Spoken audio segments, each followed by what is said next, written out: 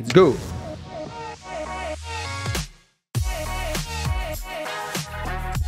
Bonjour Quentin. Bonjour Laurent. Bon Quentin, bienvenue dans Unlocker, le podcast de ceux qui ouvrent la porte au e-commerce. Je te souhaite la bienvenue. Merci de m'inviter. Chez toi quelque part, parce que finalement cette initiative, elle vient aussi de Mondial Relais, pour finalement donner de la hauteur, donner de la vision sur l'évolution du e-commerce. Et on sait tous que le e-commerce va très très vite, et t'en es la preuve vivante. J'ai quand même une confidence à te faire avant de démarrer cet épisode, c'est que je me voyais mal parler au fond de la thématique e-commerce, et puis on fera un focus plus précis effectivement sur les lockers, sans avoir testé le produit, le service. Et je dois dire que ma dernière commande de compléments alimentaires pour le sport m'a amené à tester en fait le produit, et ça marche super bien. Mais non, figure-toi que je l'ai pas encore fait. On pourrait y revenir aussi d'ailleurs là-dessus sur pourquoi je l'ai pas fait, quelle est la notion de découvrabilité finalement. Mais la plupart des consommateurs qui commencent à tester les lockers sont vraiment conquis par le service, donc tu es dans la norme, ne t'inquiète pas. Alors, t'es donc mon invité du jour. T'as une belle expérience dans le retail, puisque tu as été directeur supply chain du e-commerce pour Auchan France, directeur de la transformation pour Auchan Retail International, et puis depuis maintenant 4 ans, tu es rentré en tant que directeur commercial chez Mondial Relais. Joli parcours, puisqu'ensuite tu as pris la direction générale, et aujourd'hui tu es VP pour Mondial Relais. Tout à fait. France et Benelux. Et Benelux. Puisque Mondial Relais opère sur la France et le Benelux. Ok. Alors, Mondial Relais, en quelques mots, c'est 200 millions de colis livrés en France. Ouais. Alors, un peu moins de 200 millions de colis en France et plus de 215 si on prend en compte le Benelux avec. Ok. Ouais, donc c'est déjà pas mal. J'imagine que... Avec une forte croissance ces dernières années, malgré, on en parlera dans le marché du e-commerce, ces dernières années qui a été plutôt flat après le Covid. Alors, aujourd'hui, c'est un 215 millions de colis livrés en France et au Benelux. Et puis, je lisais aussi cette information comme quoi, chaque jour, 1,3 million de particuliers viennent déposer ou retirer un colis dans votre réseau. Ouais, tout à fait, en période normale d'activité, puisqu'après on a la peak période. Ce qu'on appelle la peak période, c'est vraiment en fin d'année où on peut dépasser les 2 millions. Ouais. Mais on a vraiment plus de 1 200 000 personnes qui viennent déposer ou retirer un colis dans notre réseau au travers de la France et du Benelux. Bon, alors forcément, le e-commerce, ça te parle. Et je te propose de parler d'évolution des modes de consommation, d'innovation, de digitalisation. Un programme assez riche, mais j'imagine que t'es l'homme de la situation, non ? Allons-y. Bon, let's go. Alors, j'ai envie de commencer finalement par ta carrière, puisque t'as commencé en 2006 dans le e-commerce. Donc, t'es un bel observateur d'un métier qui se transforme. Quels sont finalement les points de changement l'élément déclencheur qui change la donne? Ouais, je vais pas revenir aussi loin que 2006, puisque le e-commerce est une activité qui a une croissance importante ces dernières années. Le fait marquant, ça reste quand même le Covid, qui a été un coup de fouet, un accélérateur, pas seulement pour le e-commerce, pour l'ensemble de la digitalisation de la société. Aujourd'hui, on fait des meetings par Teams, par Meet. L'ensemble des retailers ont dû digitaliser leurs offres, puisqu'à un moment, les magasins étaient fermés. Donc, ceux qui l'avaient pas encore fait, ça les a poussés à le faire d'autant plus vite. Et puis, l'activité du e-commerce a eu un boom incroyable. Tous les acteurs du e-commerce en ont profité 2020-2021. Il y a eu un ralentissement derrière, puisqu'en fait, finalement, ça a été un peu une bulle. On a vu d'ailleurs plein de business models comme le quick commerce. On en a beaucoup parlé. Avec Getir, entre autres, moi j'ai les mobilettes violettes, je crois, où on voyait que ça. Ça a fermé aussi vite que ça a monté, puisque ça a été un peu comme une comète. Donc c'était la livraison en 15 minutes, c'est le must-have de l'ensemble de la consommation. Finalement, aujourd'hui, on est revenu à quelque chose d'un peu plus raisonné. Ouais. Le e-commerce a un peu décru en 2022. Aujourd'hui, il est plutôt en croissance stable, comme l'est un peu l'économie, un petit peu en berne. Mais voilà, on a quelque chose qui est bien ancré dans le quotidien des consommateurs aujourd'hui. C'est quoi ces phénomènes qui finalement arrivent? On pourrait dire que c'est du test and learn, parce que ça a été des gros investissements. Si on fait un petit focus sur Getir, ils sont arrivés sur le marché français, on les a vus avec leur mobilette violette, je crois, et puis ils sont arrivés aussi vite qu'ils sont partis. Je pense qu'on était dans un autre contexte économique avant la guerre en Ukraine, / l'inflation, etc. On était sur une crise de services, les gens voulaient toujours plus de services et avaient les moyens peut-être de se payer, et puis les investisseurs avaient les moyens d'investir. Aujourd'hui, on voit qu'il y a non seulement la crise économique, la crise écologique. On essaye justement d'avoir des modes de consommation qui sont peut-être aussi plus raisonnés et plus en adéquation avec une croissance durable. Alors, on parle de consommation qui change, plus raisonnée, plus raisonnable. J'imagine que l'aspect RSE, au fond, chez Mondial Relais, il est aussi clé, parce que le colis, déposer un colis de porte à porte est un élément quand même fortement polluant, je dirais. Mais c'était comme ça, c'était la norme avant. Faut dire que le marché du e-commerce en France, c'est à peu près 1,2 milliard de colis. 1,2 milliard de colis livrés chaque année. Chaque année, ouais. En France. Donc c'est sûr que si tout le monde veut être livré à domicile par une camionnette de livraison à telle heure, etc., c'est impossible. Ce qui était le cas quand même il y a encore quelques années. Quand même. Et ça crée beaucoup de contraintes sur nos infrastructures, ça crée la congestion dans les villes. Vous avez tous déjà été bloqués derrière une camionnette de livraison. Et même hyper dangereux parce que souvent ça se met sur les bancs d'arrêt d'urgence ou les passages vélos. Donc effectivement, ouais, c'est... Voilà, tout à fait. Donc il y a aujourd'hui, je pense, pour continuer, parce qu'on va pas aller contre la croissance du e-commerce, je pense que c'est vraiment quelque chose qui est ancré dans les modes de consommation. Pour accompagner cette croissance, il faut qu'on trouve des alternatives, effectivement, pour avoir moins d'impact sur l'ensemble de l'écosystème. Alors on voit plein d'innovations, on peut parler de la livraison en vélo, de la livraison cargo cycle, à pied, etc. Je ne pense pas qu'on pourra livrer 1,2 milliard et demain 1,3 milliard, 1,5 milliard en vélo partout en France. C'est un peu comme le transport des personnes. Il faut trouver des alternatives et finalement ce qu'on propose avec Mondial Relais, c'est de la massification du dernier kilomètre. Ouais, massifier les flux, ouais. Le fait de vous livrer en point relais, en locker, à chaque point relais, à chaque locker, notre livreur va venir déposer 30, 40, 50 colis, en récupérer 30, 40, 50. À chaque passage, on arrive à massifier les flux et du coup, avec une seule camionnette, un seul chauffeur, on va livrer 700 colis par jour, là où un livreur à domicile va en faire maximum une centaine. Ça donne un peu l'image du bus qui arrive et qui dépose finalement l'ensemble de ses élèves à une école. Et ben là, c'est exactement la même analogie. Tout comme les gens doivent passer de la voiture individuelle vers d'autres modes de transport. Ce qui est super compliqué quand même. Parce qu'il faut avoir l'infrastructure. Ouais. Et en fait, c'est là où la valeur ajoutée qu'on a chez Mondial Relais, c'est qu'aujourd'hui, on a un réseau avec 6 000 lockers à la fin de cet été, plus de 11 000 points relais, donc 17 000 touchpoints. Et donc, ça permet à ce que chaque consommateur, chaque Français, ait un point de contact à proximité de chez lui. Si vous n'avez pas de ligne de bus, si vous n'avez pas de tramway ou de métro à proximité de chez vous, pas possible de prendre les transports en commun. Ouais. Et donc, l'idée, c'est vraiment pour nous de créer ce réseau, de créer cette infrastructure pour que vous puissiez massifier vos achats sur le e-commerce et limiter l'impact de cette activité. Mais c'est ce que je te disais tout à l'heure en préambule, c'est-à-dire que la préparation de ce podcast, et je te jure que c'est véridique, m'a amené à tester quand même le Lockers, tout simplement. Mais ça m'a permis aussi de le tester parce que c'était proche de chez moi. Donc moi j'habite c'est évident. Une commune, il y a un Intermarché, il y a des lockers, je me dis tiens c'est cool. Et en fait je vais essayer le truc, donc ça a provoqué. Il y a quand même un enjeu de découvrabilité, moi j'aime bien emprunter le terme de découvrabilité, donc il y a donc plus de 6000 lockers, tu l'évoquais très prochainement partout en France. Il y a quand même, j'ai l'impression, une notion dans le e-commerce de positionnement d'une marque qui propose un service en fin de parcours client, c'est-à-dire au panier, quoi. Boum, je choisis mon mode de livraison, je choisis tout ça. C'est vrai qu'une la bataille là ? En fait, une part de notre métier, c'est de changer les habitudes des consommateurs et justement de les faire passer du domicile vers ce qu'on appelle dans notre jargon le hors domicile, la livraison en point relais, en locker. La bataille, c'est d'être présent sur tous les sites e-commerce, d'être présent sur toutes les plateformes d'économie circulaire, de faire de la communication sur notre marque, mais notre modèle. Ce qu'on défend avant tout, c'est plus un modèle. Et donc, c'est pour ça qu'on essaye d'accompagner les consommateurs pour leur faire prendre conscience que finalement, se faire livrer en locker ou en point relais, c'est plus économique, parce que en général, on est sur quasiment tous les sites moins cher que la livraison à domicile.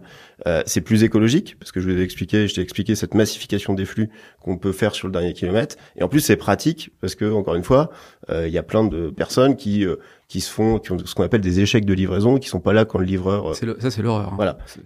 Et donc, finalement, le triptyque, quand on arrive à trouver des modèles qui associent économie et écologie, et qui, en plus, rendent service aux consommateurs, on pense qu'on a vraiment un modèle qui est gagnant pour continuer à transformer la société, transformer les habitudes des consommateurs sur le e-commerce. T'as le temps moyen de récupération d'un colis sur un locker ? Ouais, sur un locker. Il y a des concours, parce qu'en fait, sur le locker, quand tu récupères un colis, à la fin, il te dit, vous avez mis X secondes. Donc c'est gamifié, quoi. Ouais, c'est gamifié. Je pense que le temps moyen, il doit être autour de 10 secondes. Maintenant, on a lancé, puisqu'on a lancé récemment une nouvelle fonctionnalité dans notre application mobile, qui est le remote opening. Donc, tu peux ouvrir ton locker sans même toucher l'écran du locker juste à distance avec l'app. Okay. Et donc t'es devant. Il pleut, t'es dans ta voiture. Il pleut, t'es dans ta voiture. T'appuies sur le bouton, tu demandes à tes enfants d'aller chercher le colis dans le petit casier qui vient de s'ouvrir. Ça prend 3 secondes. Ouais. Enfin, il faut juste le temps d'aller prendre le colis et de fermer la porte. Alors ça c'est hyper intéressant parce que dans ce dispositif, tu peux à la fois déposer, récupérer. Si je prends également encore une fois mon cas, je le centre pas tout sur moi, mais déposer un colis pour moi c'est la purge. Il faut que j'aille chez je sais pas qui, enfin c'est bon. Et puis souvent j'ai pas d'imprimante, faut que j'ai mon étiquette, ça va pas quoi. Non mais alors comment on fait pour que l'expérience finalement consommateur soit globale? Comment tu fais? Dans nos activités, on essaye de travailler beaucoup sur le côté serviciel et d'enlever tous les pain points que vont avoir les consommateurs. Notre business chez Mondial Relais, il a beaucoup profité aussi de la croissance de l'économie circulaire. Ouais. Encore une fois, on a un produit avec le point relais et le locker qui match avec ce qu'est l'économie circulaire, puisque comme on est moins cher, on va matcher avec les produits que tu vas acheter sur le Bon Coin ou sur Vinted ou sur eBay, etc. En général, un produit de l'économie circulaire va coûter 10, 12, 15 euros. Tu vas pas mettre 6, 7 euros de frais de port pour aller chercher pour te faire livrer à domicile. Ouais, mais là tu parles des produits de seconde main, c'est ça? Hein? Ouais, des produits de seconde main, l'économie circulaire, etc. Ouais. Et donc, effectivement, on a beaucoup travaillé historiquement sur cette activité. On a développé, il y a déjà plusieurs années, le fait de pouvoir imprimer son étiquette dans nos points relais.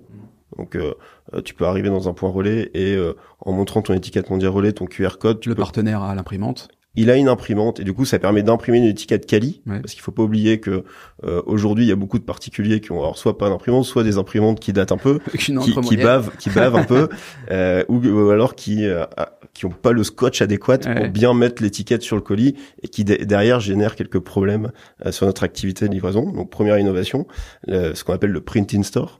Et on a plus récemment lancé une autre activité sur les retours pour justement proposer aux clients que le point relais emballe les retours, et donc on a des emballages qui sont mis dans les points relais et les particuliers peuvent ramener leurs produits, encore une fois montrer un QR code et le point relais va à la fois emballer et aussi imprimer l'étiquette, donc pour enlever le côté logisticien qui est demandé aux consommateurs dans ces activités, quoi. Bon, on lui facilite la vie, quoi.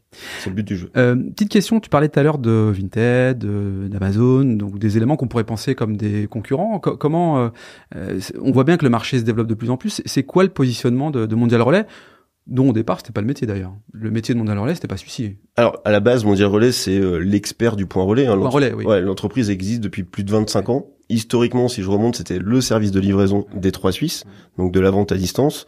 On a lancé les réseaux de points relais, voilà, il y a plus de 25 ans. Dans les actualités de Mondial Relais, effectivement, l'entreprise a été rachetée en 2021 par le groupe InPost, qui est un groupe polonais qui est leader de la livraison en locker en Pologne et dans le reste de l'Europe aujourd'hui.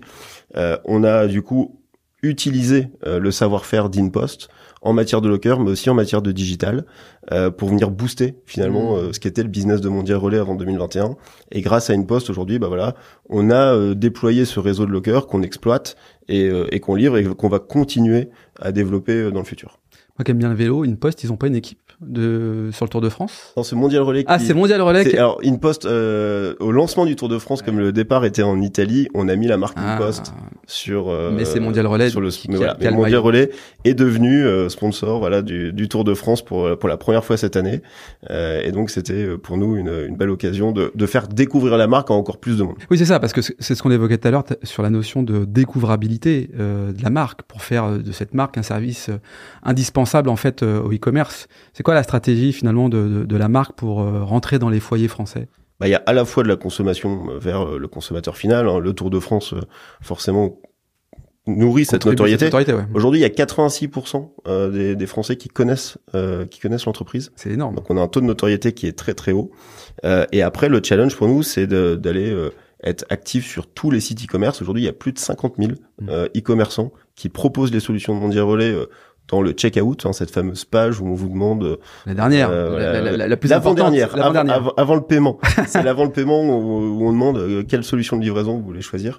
Donc voilà, donc le challenge pour nous, c'est de continuer à être présent sur l'ensemble des sites e-commerce, continuer à faire parler de l'entreprise et à rentrer dans la notoriété des personnes. Et ensuite, c'est, comme tu l'as dit au début, puisque tu n'avais jamais essayé de locker, c'est de renforcer notre maillage. Ouais. Parce que bien évidemment, si tu as un locker devant ton Intermarché à côté de chez toi ou devant un autre supermarché, devant ta pompe à essence, etc., ça va faire parler, ça va te faire penser que tu peux utiliser cette solution pour te faire livrer tes colis. Et puis quand tu vas arriver sur cette fameuse page du checkout, quand tu vas mettre ton adresse, tu vas peut-être voir qu'il y a un nouveau touchpoint, un nouveau point relais au locker qui s'est ouvert. Et du coup, ça va peut-être te faire basculer et arrêter la livraison à domicile. Et alors, du coup, on est quand même aussi sur une configuration où ces lockers se retrouvent soit dans des zones périphériques au centre-ville, soit dans le centre-ville, dans la ville. Comment tu fais, toi et tes équipes, pour aller convaincre finalement les municipalités, les maires qui doivent aussi travailler sur une attractivité locale avec les commerçants en physique. Enfin, j'imagine que les commerçants vous voient pas toujours ça d'un bon œil. Comment tu vois la chose? Si, parce que on a toujours eu dans l'ADN de l'entreprise de faire le lien entre ce qu'on appelle le e-commerce et le petit commerce, puisque avec nos points relais comme avec nos lockers, on fait bénéficier aux commerçants physiques finalement du trafic qui est généré en ligne. Donc finalement, on arrive à être cette passerelle entre le e-commerce et le petit commerce. Donc au début, avec les lockers, on a plutôt été vers les acteurs qu'on connaissait, puisqu'on avait des points relais. Donc on s'est focusé sur à utiliser notre carnet d'adresses. Donc on a été voir les retailers pour installer des lockers plutôt extérieurs, assez grands. Et puis petit à petit, on a commencé à se diversifier pour aller au-devant des habitants, parce que finalement avec le locker, ce qui est sympa, c'est que c'est un produit qui est 24 heures sur 24, 7 jours sur 7, qui est complètement autonome. Le commerçant n'a rien à faire. Donc on n'est pas obligé de le mettre devant, on n'est pas obligé d'avoir un comptoir, d'avoir du personnel qui travaille, on n'est pas obligé de le mettre devant un magasin. Du coup, on a commencé à diversifier notre sourcing et on a commencé à être en relation avec des mairies, avec des bailleurs sociaux. Et puis on a alors on a appris ce que c'était que d'installer des lockers sur le domaine public. Mais aujourd'hui, on a plusieurs mairies qui nous font confiance au travers du territoire. On est en train de déployer activement aussi avec pas mal de bailleurs sociaux des consignes, des lockers juste en front à rue de leur bâtiment. Donc ce produit nous permet d'aller au-devant des habitants, d'aller finalement là où il n'y a pas forcément de commerce et d'avoir quelque chose à proposer à l'ensemble des acteurs, qu'ils soient publics ou privés. Et ce qu'on propose aux mairies, par exemple, c'est vraiment s'ils installent des lockers dans leur ville sur le domaine public, c'est qu'on prend l'engagement derrière, par exemple, de livrer les autres points relais et les autres lockers en véhicules électriques. Évidemment. C'est ce qu'on a fait sur beaucoup de métropoles avec des mairies qui ont joué le jeu et qui ont participé à la fois à la décongestion des villes, puisque un locker va éviter de nombreuses camionnettes de livraison. C'est ce qu'on évoquait tout à l'heure, oui. Et participer aussi au pouvoir d'achat pour leurs citoyens, puisque on propose des solutions de livraison qui sont moins chères que la livraison à domicile. Quentin, quand on parle d'innovation, finalement, on parle de gros challenges. C'est quoi les gros sujets de demain qui concernent l'e-commerce? On pourrait, j'imagine, penser de l'IA, à penser à l'IA. Oui, il y a plein de sujets. On pourrait en développer plein, ouais. Parler de l'IA comme tout le monde. Non, mais plus concrètement, des sujets qui touchent notre métier. Encore une fois, nous, on transporte des colis d'un point A à un point B qui sont issus de les activités e-commerce. Un des sujets qui arrive sur le devant de la scène, c'est vraiment celui de l'emballage. Aujourd'hui, on a énormément de vide dans certains cartons. Je pense que même toi, en tant qu'acheteur, tu as déjà dû voir que ton carton était surdimensionné par rapport à la taille du colis. Nous, on s'attache à essayer de remplir nos camions au mieux. Si mon camion est rempli à 95%, mais que chaque colis a 40% de vide, à la fin, je transporte de l'air. Et donc, c'est ni bon pour la planète, ni bon d'un point de vue économique. Donc, il y a un sujet sur la qualité des emballages en termes de taux de vide, et il y a un sujet surtout sur l'écologie autour des emballages et le fait de réutiliser les emballages. J'ai beaucoup parlé d'économie circulaire et de dire que la livraison hors domicile en point relais, en locker, était finalement bien adaptée à l'économie circulaire. Aujourd'hui, il y a un sujet qui est de dire, on a tous plein d'emballages chez nous quand on commande sur le e-commerce.